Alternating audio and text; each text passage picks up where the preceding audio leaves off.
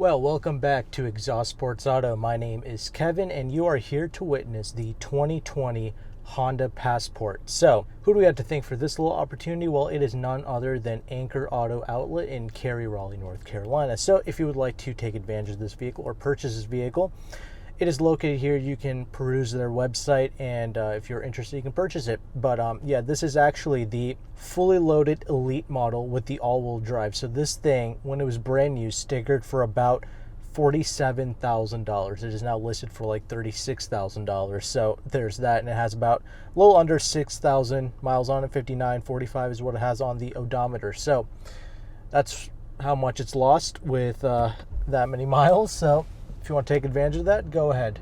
Now, I actually recently drove a 10th generation 2019 Honda Civic, and I was really impressed with the chassis of that thing. It was just so rock solid. I actually thought it was the best driving compact sedan. So there was that. And that's what I feel like is going to occur with this. I think this is going to be one of the best chassis you can get in this class. So what is this thing exactly? Well, so it is actually similar to what Hyundai did with the Santa Fe, where it took a 3-row SUV and essentially they just kind of shortened it a little bit, took out the 3rd row, and made it into one of the largest 2-row SUVs that you can get.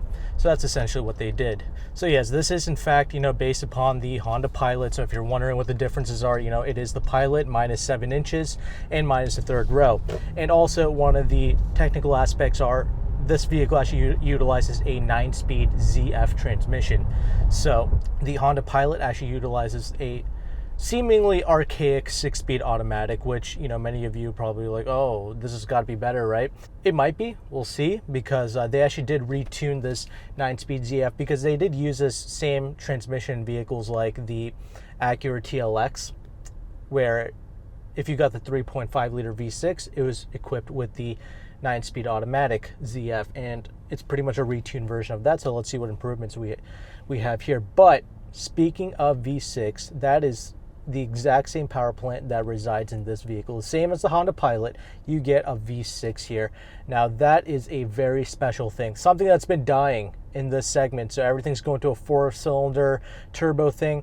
This is the main, to me, the biggest reason why you'd even want to look at this vehicle. I mean, yeah, it's got the chassis, it's a Honda, it drives great, all that, but this thing finally has a V6 motor, so that's fantastic. We're going to talk a little bit more of that in a bit. So when they cut 7 inches off, it was primarily from the rear kind of overhang, so this thing still utilizes the exact same wheelbase as a Honda Pilot. It is 111 inches long, so there is that. I'm assuming ride quality should be about the same, but we'll see. I mean, I haven't driven a Pilot, so I can't really tell. This is like, special things to Anchor Auto, because it's so hard for me to get my hands on like Honda products, especially brand new ones. So I was very excited when they got this. I'm going to take this vehicle out on some garbage roads here in a little bit, but this particular model does look pretty baller with the big black wheels on it. This vehicle, it comes standard with 20-inch wheels on it, so it's got the big boy dubs on it. But when you step up to the Touring and the Elite package like this fully loaded one, you get 265 wide tires with these like cross-contact Continental tires on it. So 265s, 20-inch dubs. I mean, this thing is going to have some legitimate grip. That's no questions asked. This is easily the most driver-focused of its class. No doubts about that for sure. Just great brakes, great steering feel, nothing strange about it.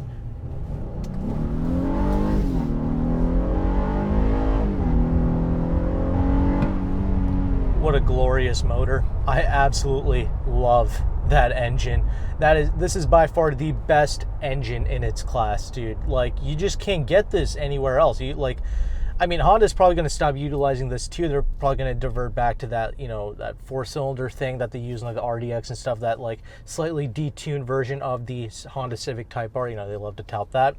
But get this while you can. That's all I have to say, because this is such a true joy and a treat to wring this thing out. This thing's ready to get about like 19 city, 24 highway, something like that.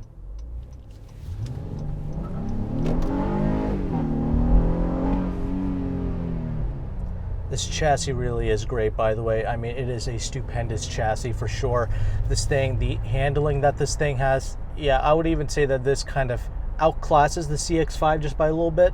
One of the complaints I had with the Honda Civic was that there was slightly higher than average tire noise coming out of that thing. But this seems to be pretty composed for the most part. I don't have too many complaints driving this car, despite it having like one of the widest tire setups in this class, like 265 wide tires. That is pretty intense in all four corners, mind you. So, that coupled with the all-wheel drive, and, this thing, it looks kind of off-roady and stuff from the exterior. I mean, I don't really care because you can have this thing with front-wheel drive if you wanted it to. So I think with this chassis, with the amount of grip that it has, I think you can get away with front-wheel drive if you don't live in ridiculous inclement climates and all that good stuff. I think you can easily get away with a front-wheel drive setup because it just handles so good. Yeah, I'm loving the steering of this thing. It's on the lighter side, but it's just so easy to pilot this thing around, and you have a nice higher seating position in this thing. You feel like you're whipping something that's substantial, but like driving this, it's very easy to drive this car. It's not too ridiculous. It's pretty much like a fishbowl in this thing. It's riding over these garbage bumps beautifully, actually. These are some trash roads I'm on, and it's soaking them up extremely well. This is far more refined than I thought it would be. I would say this is pretty much on the level of the Mazda CX-5. However, I think this powertrain and everything that's going on for it is superior. But yeah, dude, like this 280 horsepower, this 272, I think, pound-feet of torque. It's just more than enough to move this thing along. I mean, this thing weighs about like 4,200 pounds. 4,300 pounds. Surprisingly, it doesn't weigh that much less than the Honda Pilot. I think it's like maybe, depending on the trims that you compare, I think it's about like 35 pounds lighter than a Pilot. So not a huge like weight difference there between those two cars. But, I was really expecting this thing with the 20-inch rims to ride a lot worse than this. And 20s are the only options on here. I mean, it would be great to see like an 18-inch setup, because then it would just be really great in terms of ride quality, but it's okay. At least it's not jittery. It's not stupid in any way, actually. This car is equipped with some paddle shifters, but it doesn't really matter because it just kind of auto upshifts, kind of just does whatever it wants to do. So that's kind of pointless to rely on that, but whatever. There's a little sport mode thing here when you press the drive button once again. So let's just see what this bad boy has to offer, and check out some of that handling and acceleration here as well, because I've just been tooling around in garbage, stupid idiots all around me. So let's see what this thing can finally do a little bit here. It's not the fastest thing in the world, but the way that it rings out, it feels like you're going way faster than what you really are. So there is that. Yeah, the brakes are absolutely stupendous. I have a ton of confidence in the stopping power of this thing for sure. Yeah, dude, Honda's just, I'm very happy I've been able to get this opportunity to drive some newer Honda. I drove the new Accord, I drove the new Civic. Finally, I drove this thing, and, I'm really impressed with what they have to bring to the table. They have quickly become one of my more favorite vehicles in this class.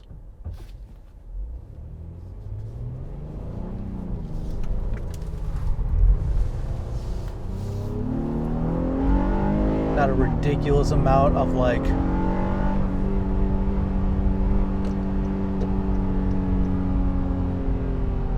oh, holding onto those gears there. Very interesting.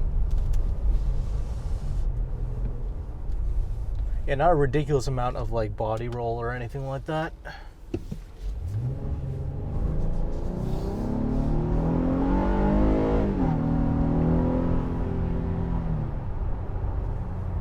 Yeah, this is handling itself extremely well. Again, not the fastest thing in the world.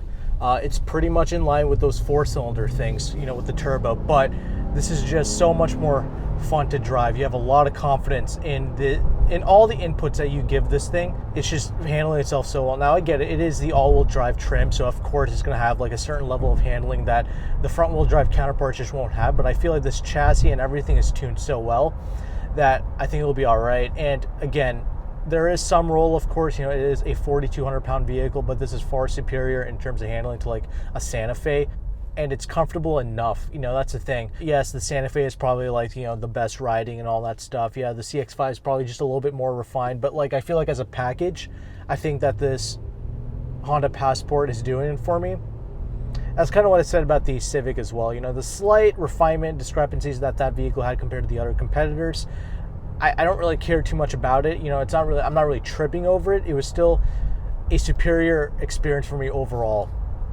I think I'm having a similar feeling here. Yeah, of course, the Mazda is going to be a nicer vehicle, as we're going to see in the interior segment. It's available to you. Whatever you value most it's out there for you. You know, if you let that kind of Toyota feel, you know, that which I can never properly describe on film, but you know, that comfy Toyota, like carefree kind of vibe that it has, if you like that, then go with that. You know, if you like the Mazda kind of luxury-esque package that thing is going for, then absolutely, then go for that as well. You know, you have these options available to you, but I do think that this is by far the best handling, and this motor is objectively just number one for me. I mean, again, I've said this multiple times. It's not because it's the fastest or anything like that. It's just the sound, the smoothness, the way it rings out, the way the power just builds gradually instead of just giving you all that shove up front and then just falling flat on its face. It doesn't do that like a Turbo 4. It's another key attribute for me, and I just love ringing out naturally aspirated motors, you know, and there's plenty of thrust up front as well. This 9-speed transmission is actually doing a pretty good job. Like I mentioned, I mean, I wouldn't bother with the paddles and all that stuff. Yeah, it'll hold gears and all that good stuff, but just leave it in normal mode and just tool around in it and just experience that motor. But let's go ahead and let's talk about this interior now, because even the regular base model Passports actually come with all the 3 little safety features as standard. So you get that, but obviously with this model, you know, you have the heated and cooled seats, you have the heated seats in the back, you have, you know, the memory seats, of course, you know, 2-way memory seats, got the lane departure thing. You have auto one-touch up and down windows just for the front 2 windows here. And these windows are actually double pane glass, so that has something to do with the refinement, of course. I mean, this is not like a Honda Civic. This is a far more expensive vehicle, so of course they're going to utilize better materials and all that good stuff. Again, nice neutral handling, of course. Yeah, you have some roll, but for the most part, I'm super satisfied driving this car. But anyway, you know, I like to really grip onto the steering wheel here. It's a very satisfying thing to hold on to. It's like the perfect kind of girth, thickness, whatever you want to call it. It's the perfect size as well. It's not getting in the way of my knees or anything like that. I really like gripping onto it. It's got some nice perforations here as well, with some controls on the steering wheel. I'll get to that in a bit. These seats are very comfortable. It's a nice, like, sturdy leather seating. However, it's doing a great job of just being comfortable and just being a quality seat that I think is going to age extremely well, really. Kind of reminds me of the Hyundai Santa Fe seats, where it's like really sturdy, but like it's of quality and very comfortable. So materials in here, I mean, it's not like the best in the world. It's not like the most refined thing. I mean, it's not like that Mazda interiors and all that stuff. It's not trying to be a luxury car. It's just a quality Honda product, and it is put together extremely well. You know, I said this in the Civic review. You know, it might not be the best materials in the world, but like the sturdiness, the quality of everything is very high. You know, it's put together extremely well. You have nice little touches here, you know, like the climate control completely separate from the screen. Always love to see that. And you have your own specific, you can control like the rear climate control from here as well, from the front. So that's another great thing to see. And all that is very easy to access. You know, that's not an issue whatsoever. I don't know what kind of audio system that they use with this vehicle, but it's probably some kind of Panasonic, you know, ELS derivative, but whatever.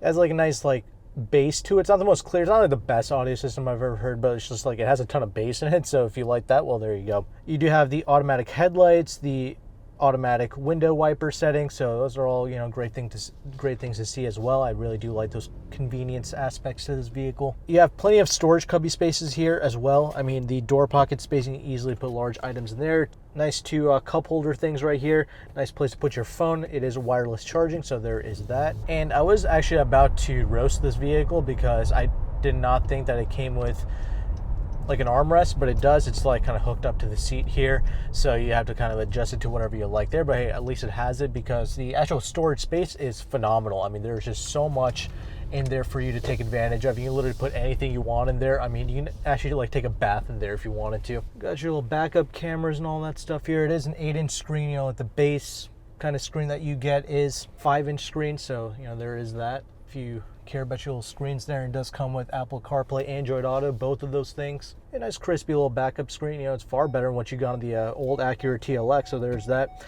Lots of little beeps and stuff like that. This Honda really likes to beep at you and do all these, like, you know, little extracurricular things. So all right, I guess it's for like the older gents and ladies who you know, don't really pay attention or whatever. So, you know, whatever, it alerts you for literally every little thing.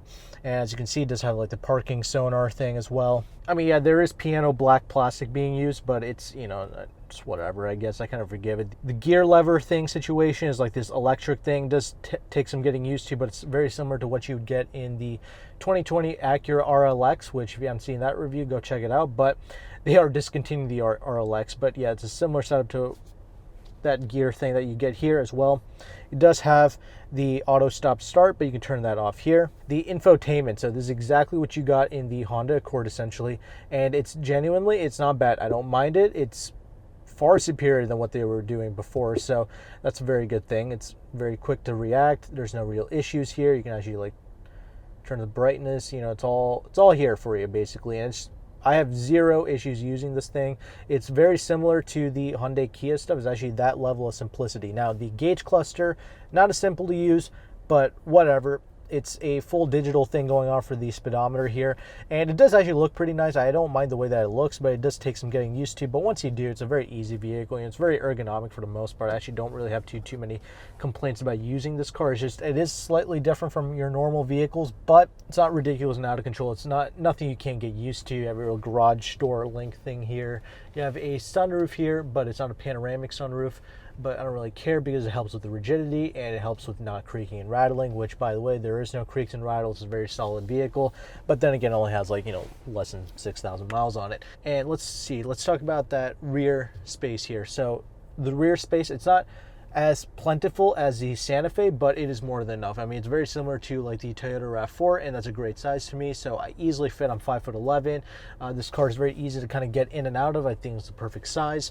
The seats, again, you know, same type of leather quality. You know, it's sturdy, but it's pretty supple at the same time. And like I mentioned, you do have your own climate control back there. You do have your own heated seats back there. So it's a nice little area. And you do have sunshades back there, primarily for little babies and stuff like that. But it's a manual sunshade. You have to put it up yourself. But hey, at least it has it. It's a nice little touch. I do appreciate that. Now, the trunk space. So the trunk is also a great size, but it's also kind of higher up. You know, everything about this vehicle is a little bit higher up than what you would expect. You know, even the ride height, obviously this is that off-road type of vehicle. So it's just like, it has like a bit more, you know, ground clearance than like a Honda Pilot. So obviously it sits a little bit higher, so it makes it very easy to get in and out of. But that also means that the trunk is also slightly elevated. So something to keep in mind, but you have to electronically fold down the seats. There's a little button there. You press it, it just folds down automatically. So that's great. And it does lay flat. So, you know, there is that. And there's a bit of storage underneath there as well if you lift up the little piece of carpet in the trunk. But yeah, it's more than practical for most people. Again, I do think that the Santa Fe was the largest in this class, so if that's important to you, this is more so in line with a RAV4, if you will. So if you like the size of a RAV4 but you prefer, you know, epic driving capabilities inside of an SUV, well, this might be your better choice. And it's electronically, you know, handled, you know, with the key fob. You know, you can just open and close it with the key fob as well. So there is that. It's a great little machine. You know, for me, that biggest highlight, of course, is that V6 engine. It is the best sounding. It's got amazing power to propel this 4,300 pound machine, and it has a nice sturdy feel to it. Everything from the doors, everything from driving the car, it's just a nice solid machine. And I could see why, you know, when you go to a Honda dealership, the place is packed. I mean, it feels like Christmas weekend every day in that place. There's just so many people, and I get the lust. I get why everybody, you know, wants these things, leases it, buys it used, whatever, because of course when you get this particular vehicle, you can get that Honda reliability. Of course, it's an engine that you know you can count on. So there you are. Again, Anchor Auto Outlets information will be down in the description box below if you want to take advantage of this fully loaded model with the all-wheel drive, murdered out with all the black accents and all that stuff. You can pick this thing up for about $36,000. So with that, thank you again for watching. Take care and goodbye.